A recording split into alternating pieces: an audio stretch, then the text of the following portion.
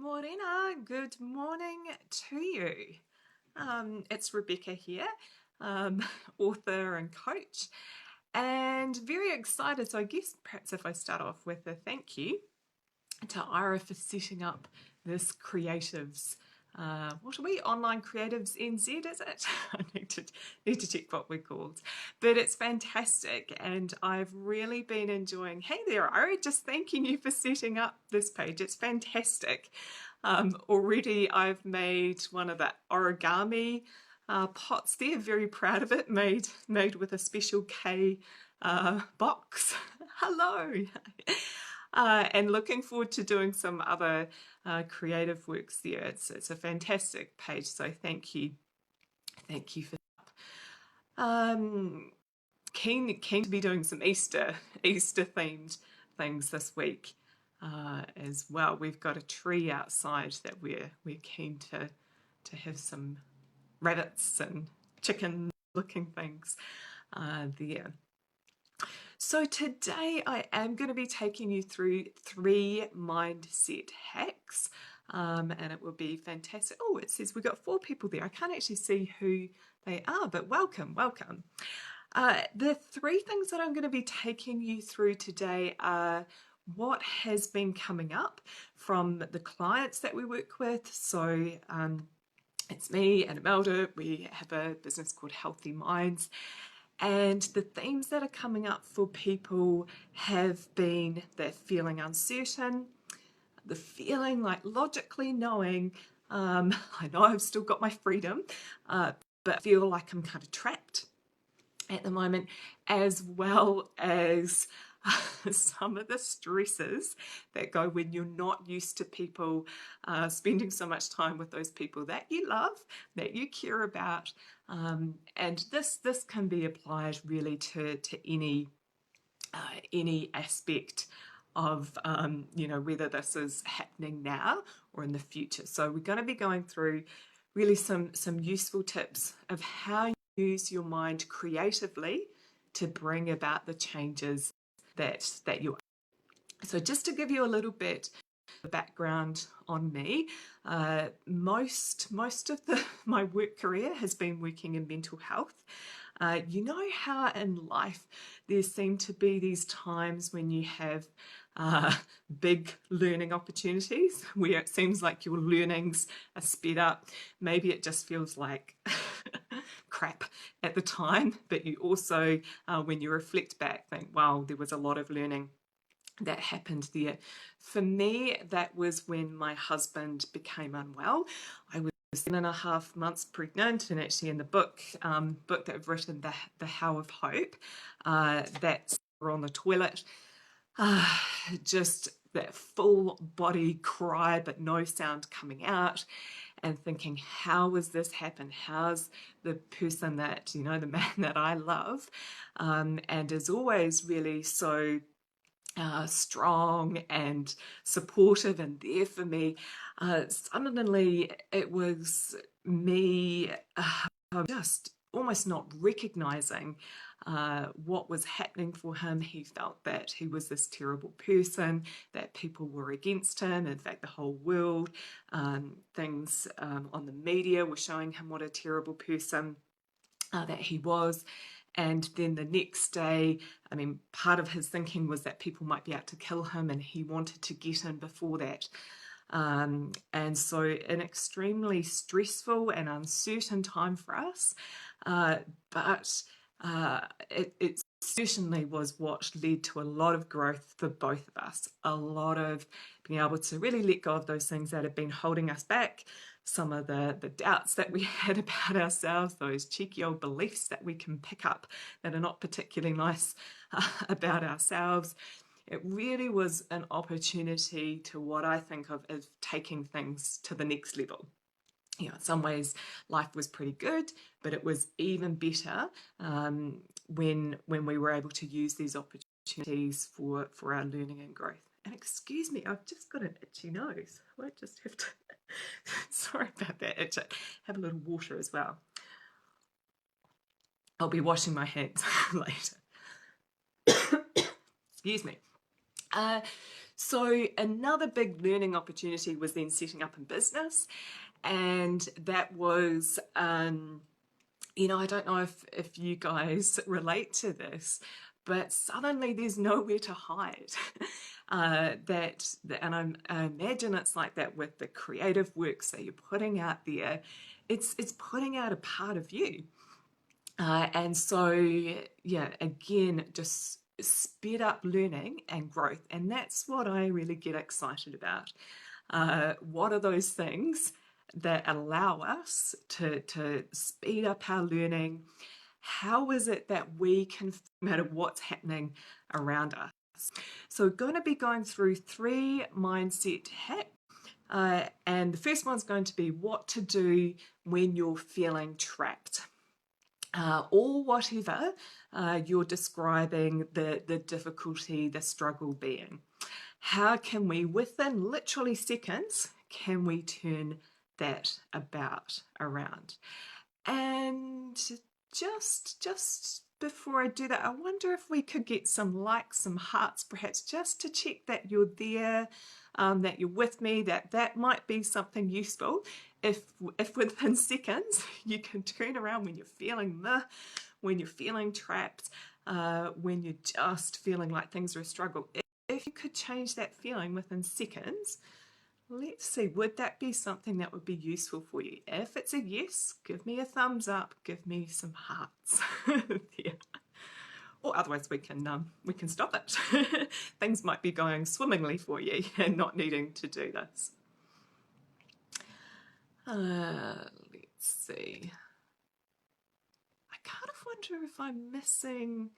It says there's 7 people there. I just don't seem to be able to see that. I wonder if someone could leave a comment for me, just so I know that I am able to see them.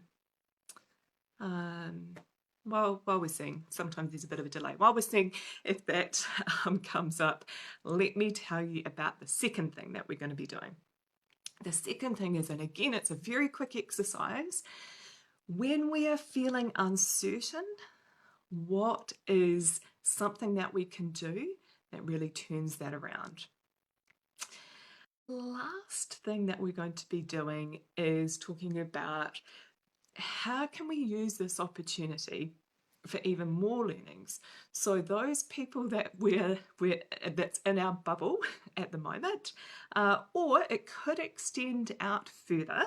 It might be people you're interacting on Zoom or Facebook, or, and in some way your buttons are being pushed. In some way you're finding something annoying. How can we use that as an opportunity for you to be feeling fine, and for us to come up with some wins? So how can it be that we can even feel closer, or we can feel even more comfortable around those in particular that we're in close quarters with now? How can we be feeling closer rather than driving each other a bit mad at the moment? So let's start with the first one. And the first one is, so when we are feeling trapped or uncomfortable in some sort of way, what is going on there and how can we turn that around? So the first thing to know is that the way that we're talking to ourselves, our body is listening and it's feeling that. So if we're saying to ourselves, I'm trapped, I'm tied to the house, it's listening. And it is responding by the way that we're feeling, and presumably not feeling so great when we're telling ourselves these things. So the first thing I want you to do is just check, what are some of those things when your energy is feeling drained, when you're feeling a bit meh, what is it that you're telling yourself? The feeling trapped, the saying trapped, the tied to the house, that is of course a metaphor. So we know that we're not literally got a rope and tied or chained to the house. The mind, when we're using our language, very sensory based, and our mind does love metaphors because beings. We experience the world through what we see, what we hear, what we feel, and what we taste and smell. So our mind therefore responds really well to metaphors.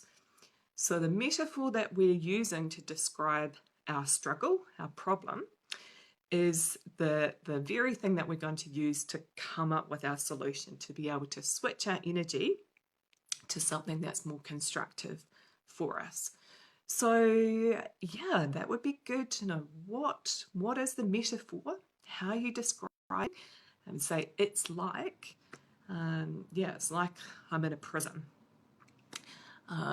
It's like I'm out of control. I'm tired in some way, tied down. How are you describing what's difficult? And I wonder, again, I can't actually see the chat box. That's kind of unusual. Again, what would you be describing? One of the biggest issues that you might be having at the moment. How would you be describing that in a metaphor kind of way? And then what I want you to do is to notice when you're saying, so if you're saying to yourself, I'm trapped, just close your eyes and notice when you're saying that, where do you feel it most in your body?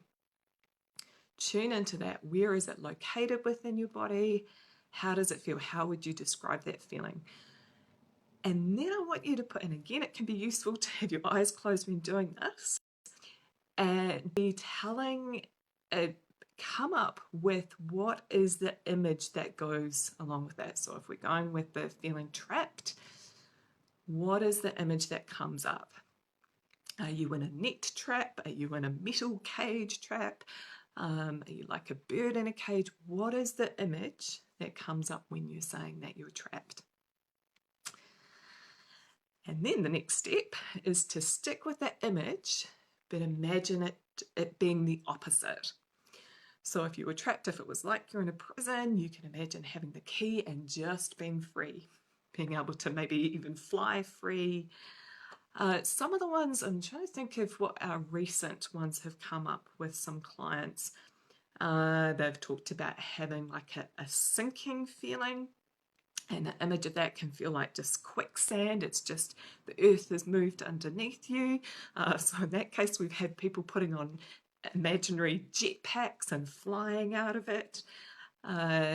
Someone was saying, I feel like there's just so many things happening and I feel like I'm chasing my tail.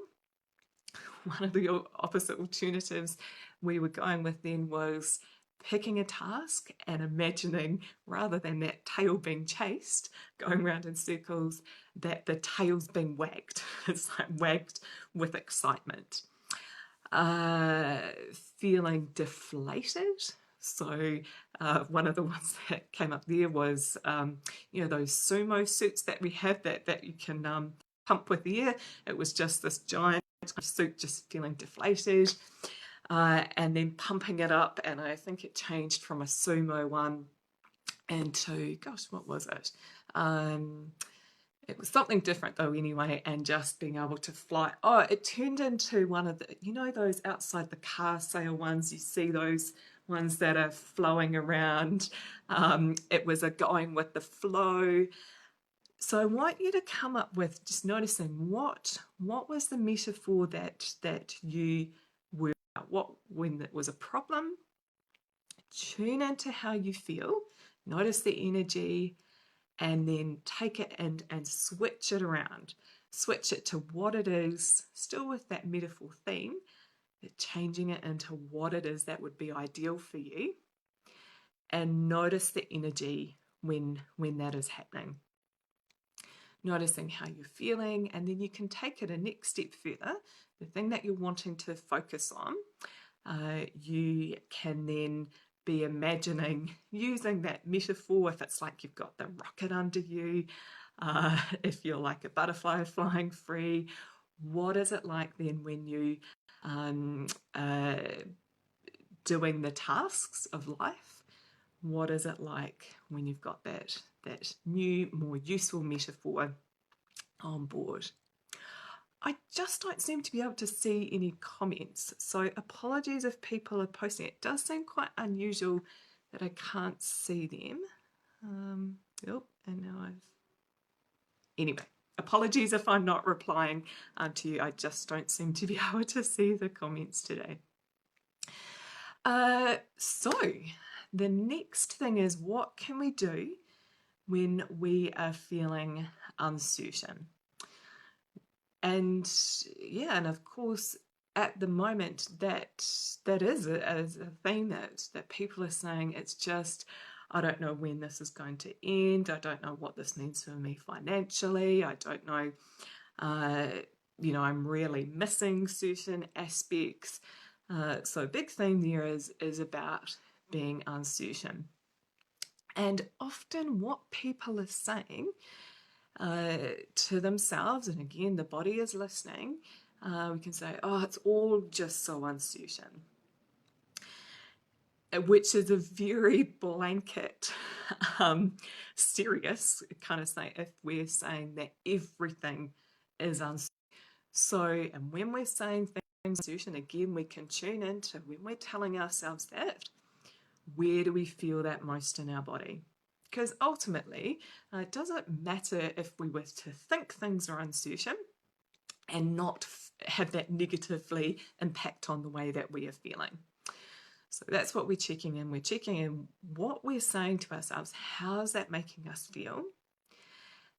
And we're wanting to bring back a bit of evenness to this. When we're saying everything's so uncertain at the moment, and that's having a kind of draining, stress-inducing response in our body, how can we get back that balance to something that's perhaps a bit more true?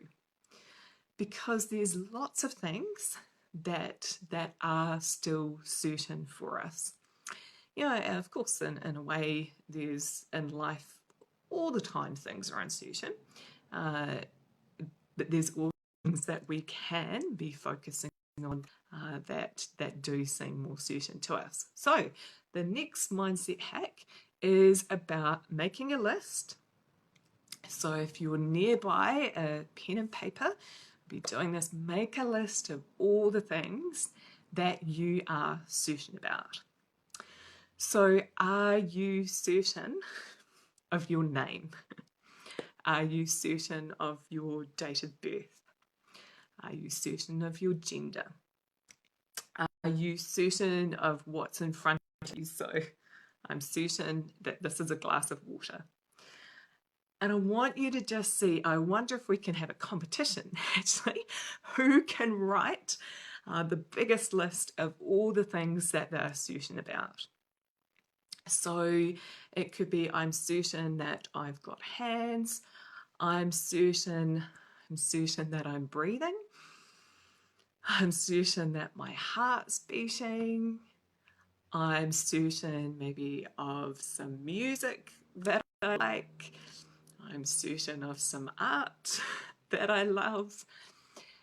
Be thinking of all the things that you're certain of. I wonder if it's bigger than 100. And just notice as you're writing out the list, and I really do recommend that you write it down. It can seem, oh, well, why would I need to do that? But just notice what it is like when we are writing down all the things that we are certain. And again, just it can seem a little bit having to really think to start with, and then we can get a flow in and just keep checking in with how you're feeling as your mind is beginning to be certain about. We can start off with the really kind of basic things, and then we can move to those other things that might seem a little bit more philosophical, perhaps. So things like, I'm certain there'll be learning in this for me. I'm certain that even though people in some ways are still quite busy, I'm certain that they do care about me. I'm certain that, that those things things will pass, things will change. I'm certain the sun will come up. I'm certain that there'll be some gift in this. It doesn't matter if you don't get to those philosophical things, but just have your mind focused on all those things that you can list off that you are certain about. And what that does is what we're focusing on, where we're putting our attention, our mind starts focusing more of that. So we start seeing more of that. A little bit like this always happens for me when we get a new car. I'm really not into cars, so I don't really know much about them and the different makes, etc. But when we get our make of car, suddenly I start spotting it everywhere. I've never seen it before, and then I start spotting it all the time and think, gosh, there must have been a massive import of that, that brand of car, that make of car overnight. And that is just an example of how when our mind has its attention on something, it starts looking out for more of that. Doesn't have such an impact with the car scenario, but in this scenario, the more that we're looking out for the things that we are certain of, the better we're going to be feeling. And isn't that the ultimate aim for us, wanting to be feeling that comfortableness, that contentedness, that security? So that's the second mindset hack there. Be making the list, checking how we're talking to ourselves, and when we're that's a little bit untrue. Everything's uncertain, and then having our mind focused on what's going to be more useful for us. And in this case, looking out for those things that are actually quite certain for us. So the last one that we're going to be talking about is how can we be feeling closer or improving relationships rather than being driven mad by people. And this comes to a really fundamental thing behind what all of us are doing. I don't know why we're not taught this at school, because I just see it as being so important in every aspect, even that kind of relationship that we have with ourselves and understanding ourselves better, and therefore feeling more in control and more able to change things. And it is this idea that everything that we are doing is to meet a need. When the need is met, it leads to certain types of feelings. When it's not met, it leads to other types of feelings. So let me just show you. We've got, where are we looking? So here's an old list of all the types of needs, and it would even be bigger than this. But all the needs that are being attempting at some stage to be met by us. And then on another page, we've got when those needs are satisfied, they lead to certain types of feelings there. When they're not, they lead to another list of feelings. So if we take, for an example, one of the needs that we'd have would be a need for food. We have a need for food and water. If that need is not met, what types of feelings do you think that might lead to? We'll just see if any other comments. I really just don't know what. I can see that people are there. We'll see if the comments are beginning to work again. Maybe not. So if our need for food and water, one of our very basic needs, if that's not been met, that might lead to us, feeling really lethargic or disheartened. And yeah, so a list, we might be feeling quite angry, maybe even. So when that need for food and water is met, though, it could lead to feelings of satisfaction, of contentment, of gratefulness. Yeah. So we've got all these different needs that all of us are going around attempting to have met. So it could be needs for understanding, being understood, need for respect, a need for fun, for play, a need for learning, a need for acceptance. Lots of different needs there. The needs themselves are always reasonable. It's the strategy that we go about to meet that need. That's our priority at that time. That's what will impact us and potentially others as well. So, for example, the need for respect. So, one person's strategy of going about meeting the need for respect could be actually beating someone up. You won't disrespect me, you will respect me, and violence kind of used to gain that respect. For another person, their strategy for respect might be working really hard, learning and sharing their knowledge. And that's their way of attempting to gain respect. The need for respect itself, very, very reasonable. All of us will have experienced that at some point in our life. But it's the strategy that we use to meet that need that really impacts the situation. So what does this mean when our buttons are being pushed, maybe by those that we're living with in our bubble, or what's happening on social media? When there's so many stories out there that get said, where we're blaming people, oh, you shouldn't be doing this, they should be doing that. Why do you do that annoying habit? And in that moment, to just allow all those stories really come up with any solutions there, to take away all that noise and really get us focused, it's thinking in that moment, what needs are attempting to be met by the other person?